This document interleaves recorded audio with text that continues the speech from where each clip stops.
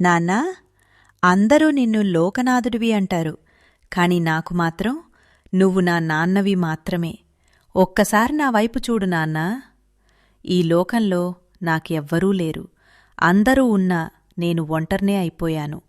లోకం వేసే నిందలు భరించలేక ఈ కష్టాల సుడిగుండంలో కొట్టుకుపోతూ చివరికి నీ పాదాల దగ్గరకు వచ్చాను.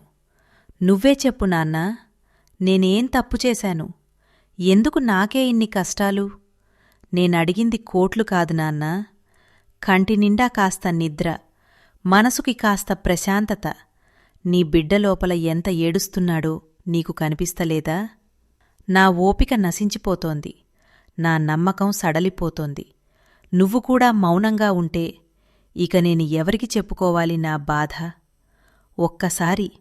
ఒక్కటంటే ఒక్కసారి నా చెయ్యి పట్టుకో నాన్నా.